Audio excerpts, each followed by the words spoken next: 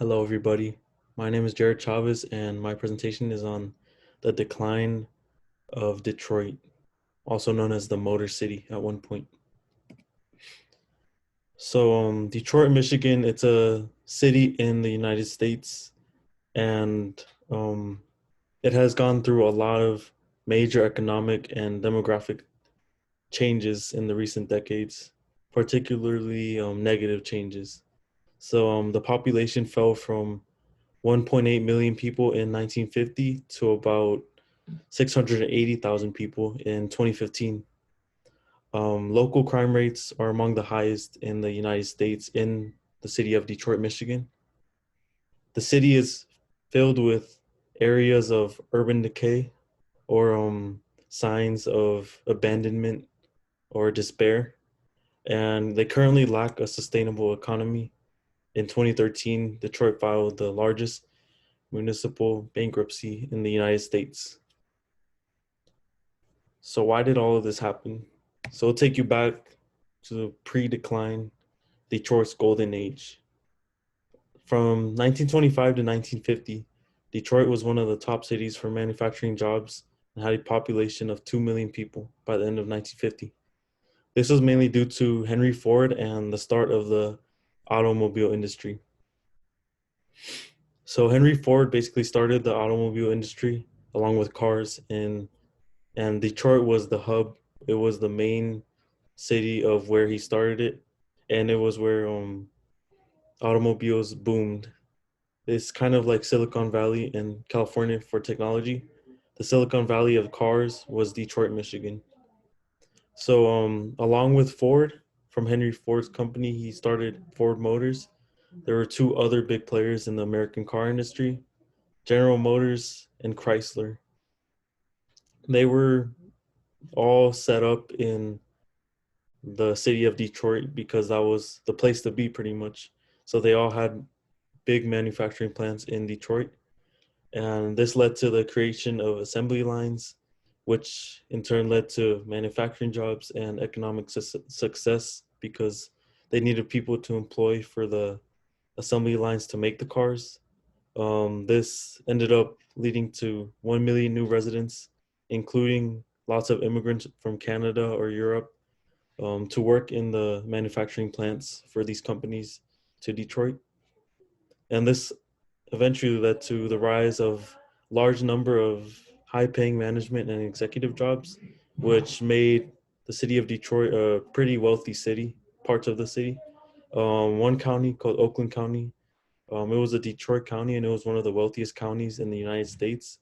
And most occupants were wealthy people from the auto industry. So here's a picture of one of Ford Motors' iconic manufacturing plants. It's called, it was from Ford Motors. It opened in 1927 in a small city near Detroit, and there were over 90,000 workers here.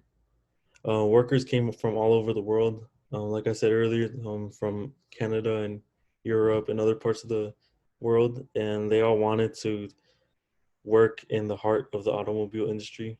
Um, and this gave the nickname to Detroit, the Motor City, because cars started there and of their huge automobile industry that they had in the early 1900s to 1950. So then there it led to the decline of the auto industry in Detroit. So what led to the decline? The auto industry was moving away from Detroit in the 1950s. The big three, General Motors, Ford, and Chrysler, were shifting their production out of the city of Detroit to avoid union wage requirements. They wanted cheaper wages, so they moved to lower income areas or out of the state or out of the country to Mexico to find cheap labor. And many new manufacturing plants were built outside of Detroit. Some were built in the suburbs, some were built all across the country or in different countries, and basically none were left in the actual city of Detroit because it just cost the big three too much. Um, these new suburban auto factories obviously were harmful to Detroit's economy. Many of the manufacturing plants were closed down, and a lot of the workers were left behind without jobs. Um, So manufacturing plants moved to southern USA to avoid paying high wages. And they ended up using immigrant labor. So this led to the economic ripple effect. So once the auto industry left Detroit, a lot of the local businesses that catered to the auto workers also shut down, and a lot of the whole industry in Detroit, there was only one industry there, which was the car industry. So all the other businesses catered to the car industry, to the car workers. There were other plants for supplies that catered to the cars. All of those businesses shut down because of the movement of the auto industry away from Detroit. Um, so basically, it was a ripple effect from the top to bottom. Local businesses were hurt along with the big auto industries.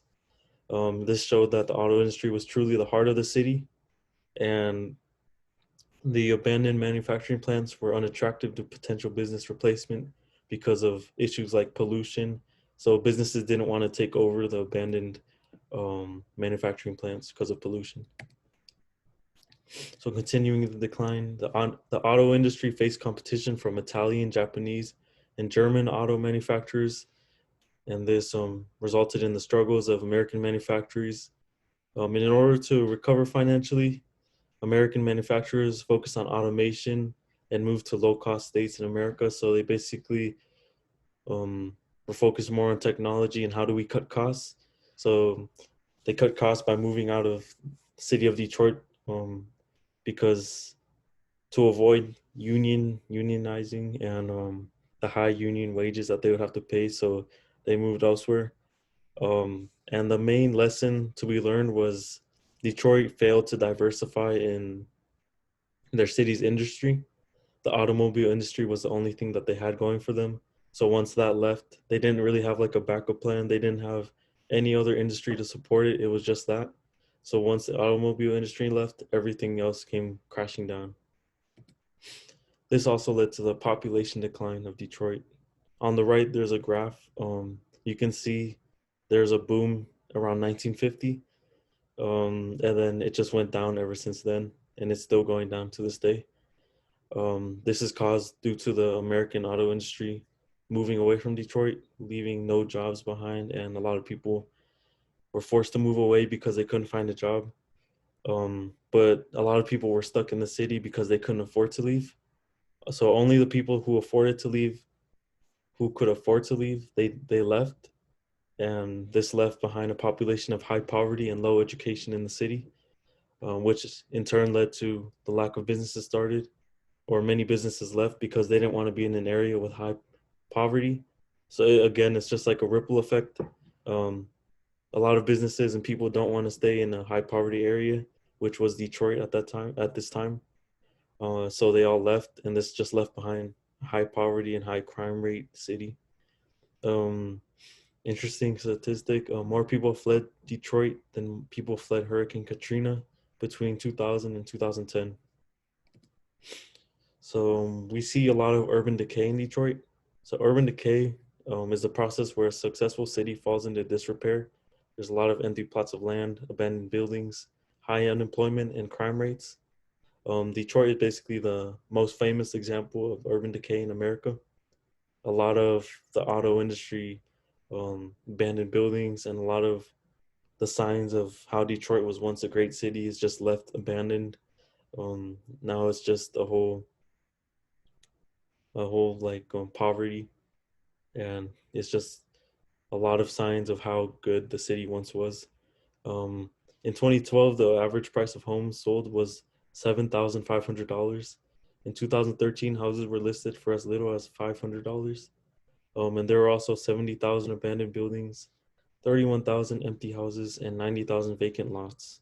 So these are examples of urban decay. So here's just a little graph of Detroit. You can see the income per capita. There's a little coloring, and a lot of the central Detroit, there's a lot of low income below 20,000 because you can see like the bluish color in the area of Detroit. So that's pretty sad how a lot of the people in central Detroit um, are living in poverty. And now we go to present day Detroit.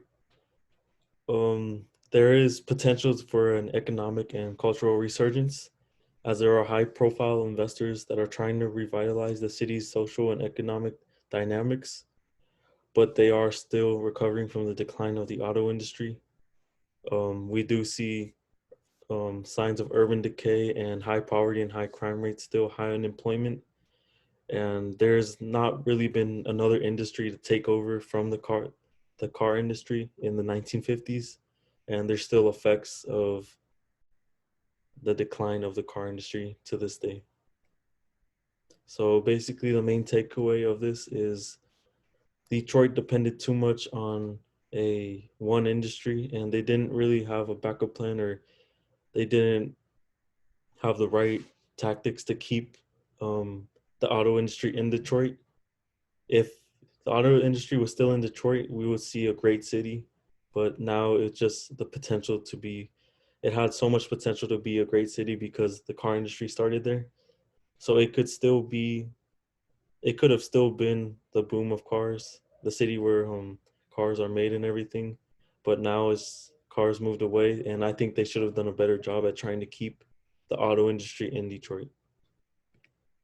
Here are my references. Thank you.